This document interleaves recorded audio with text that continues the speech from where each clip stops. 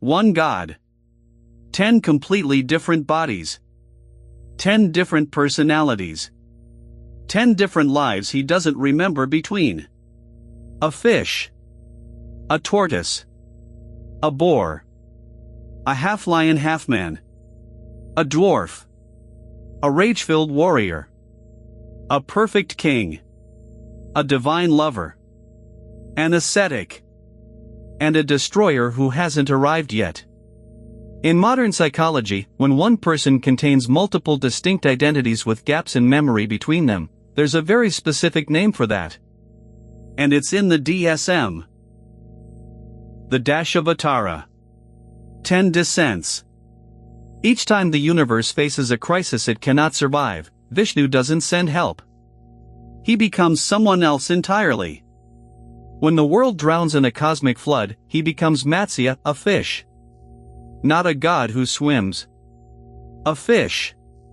When demons churn the cosmic ocean, he becomes Korm, a tortoise carrying a mountain on his back. He doesn't choose forms strategically.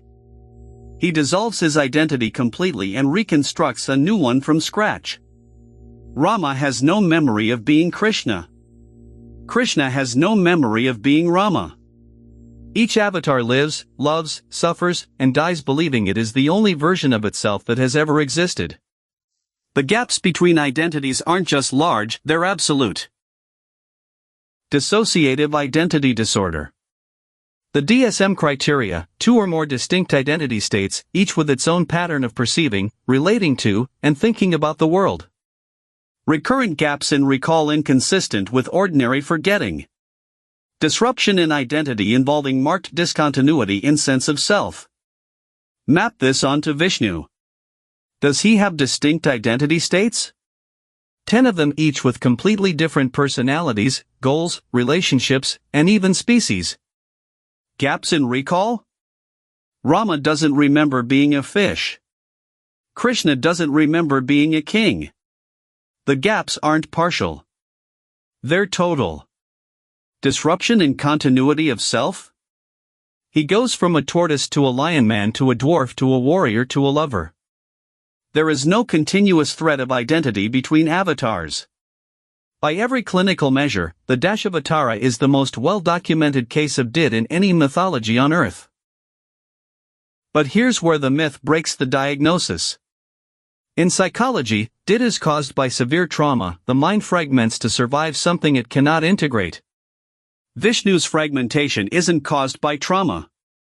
It's caused by compassion. He doesn't dissociate because he's broken. He dissociates because the universe is broken, and the only way to fix it is to become what it needs him to be. A fish for a flood. A warrior for an injustice. A lover for a civilization that forgot how to feel. The myth is asking, what if the healthiest possible response to an impossible crisis isn't integration, it's deliberate, controlled dissolution of self? What if the most powerful thing a mind can do is stop being one thing and become exactly what's needed?